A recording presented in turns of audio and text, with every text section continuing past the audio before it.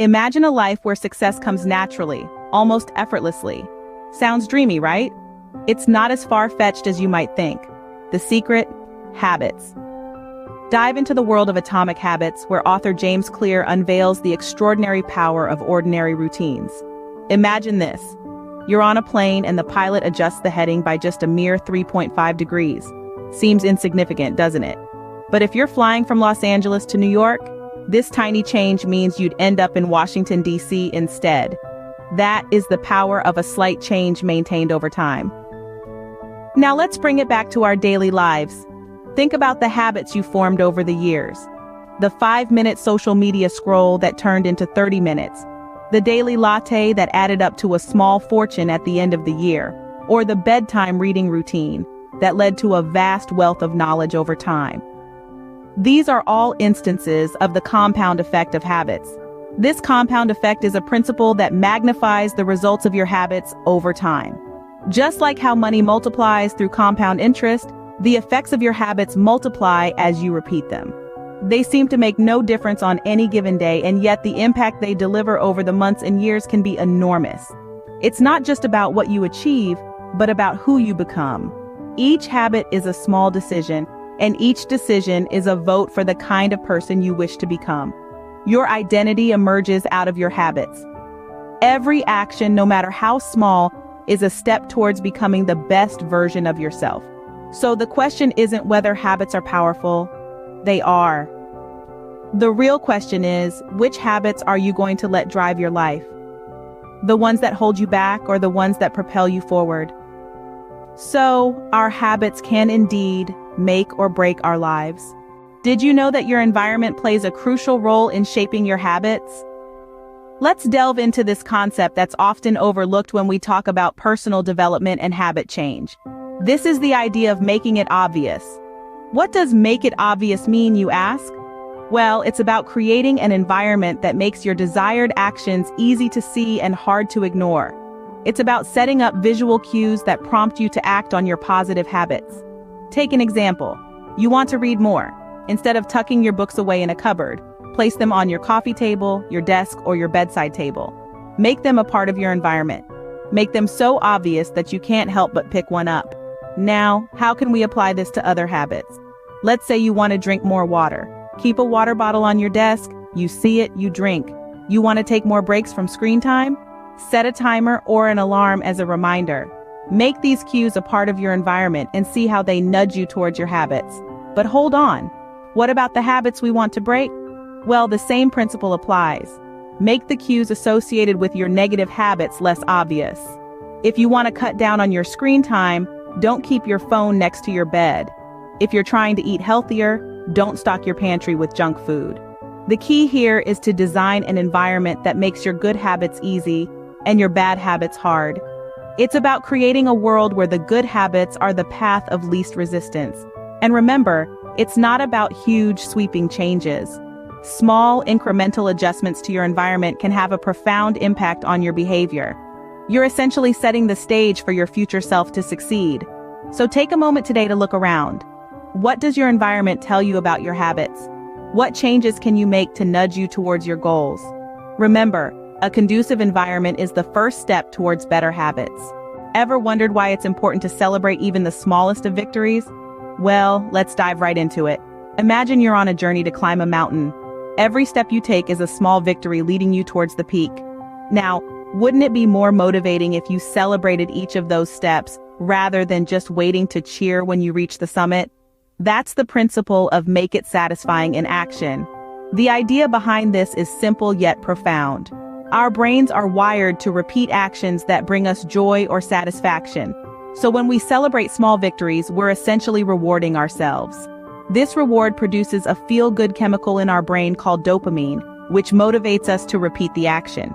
Now let's bring this concept home with some real-life examples. Consider John, who decided to start an exercise routine. Instead of setting a lofty goal of an hour-long workout daily, he started with just 5 minutes a day.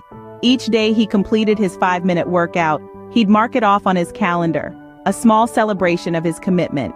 As days turned into weeks and weeks into months, Not only did his stamina improve, but his calendar was also filled with satisfying check marks. This visual representation of his progress kept him motivated to continue. Or take the example of Sarah, who challenged herself to read more. She started by reading just 1 page a night, and each time she finished a page, she'd treat herself to her favorite piece of chocolate. Her brain started associating reading with the delightful reward, making her look forward to her reading sessions. Over time, her reading habit developed, and she found herself reading entire chapters in one sitting. These stories illustrate the power of celebrating small victories. Whether it's marking an X on a calendar or indulging in a piece of chocolate, these little rewards can make a massive difference in forming positive and lasting habits. So let's not underestimate the power of small victories. They might seem insignificant in isolation, but when compounded over time, they can lead to remarkable results. What if I told you that just 2 minutes a day can bring about a significant change in your life? Yes, 2 minutes. That's all it takes to start a journey of transformation, and it's as simple as making a cup of tea, brushing your teeth, or tying your shoelaces. This approach is rooted in the principle of make it easy, a core lesson from the book Atomic Habits by James Clea. The idea is to break down complex habits into manageable 2-minute tasks. It's not about completing the task in 2 minutes, but rather starting it. Let's say you want to develop a habit of reading more. Instead of committing to an hour of reading a day, start with 2 minutes. Pick up a book, read a page, that's it. Over time, these 2 minutes can easily turn into 10, 20, or even 30 minutes of reading. Or perhaps you want to start exercising more. Instead of planning an hour-long workout, start with a 2-minute task like putting on your workout clothes. It might seem insignificant, but it's those first 2 minutes that are often the hardest part of starting a new habit. Why does this work? Well, it's all about overcoming the inertia of getting started. The most difficult part of any task is the beginning. By making the initial task easy and achievable, we eliminate the mental barriers that often keep us from getting started. And don't underestimate the power of these small actions. They are like seeds. Alone, they might not seem like much, but with time, consistent watering, and a little bit of sunshine, they can grow into a beautiful tree. Similarly, your 2-minute habits can blossom into a lifestyle change given time and consistency. So the next time you find yourself struggling to start a new habit, remember the power of 2 minutes. Start small, make it easy, and watch as these tiny habits compound into significant changes over time. As you can see, every minute counts when it comes to building positive habits. Have you ever thought about the effect of making your goals public? It's a fascinating concept, isn't it? We often guard our aspirations close to our chest, afraid of judgment or failure. But what if we flipped the script? What if we used our fear of public failure as a catalyst for success? This is where the concept of personal investment comes into play. Personal investment is not just about putting in time and effort towards achieving a goal. It's about making your commitments known to others. It's about tying your reputation to your aspirations. When you share your goals with the world, you're making a public declaration of your intentions. You're saying, "This is what I plan to do, watch me make it happen." Now, why does this work? It's simple.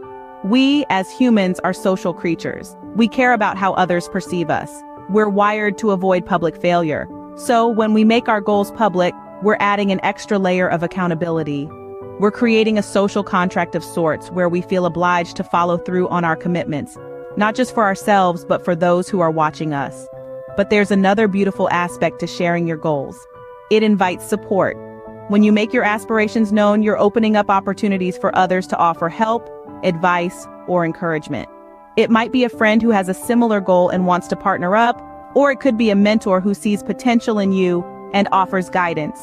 So, how can you make a public commitment? It can be as simple as telling a friend about your new workout routine, or as broad as posting your goals on social media. The key is to make a commitment that feels significant to you. Remember, sharing your goals isn't about seeking validation or approval. It's about harnessing the power of social influence to propel your progress. It's about making a personal investment that goes beyond the confines of your private world. In essence, sharing your goals can provide that extra push you need to stick to your habits. So why not give it a try? After all, your journey towards positive change might just inspire someone else to start theirs. Habits are indeed the invisible architects of our lives.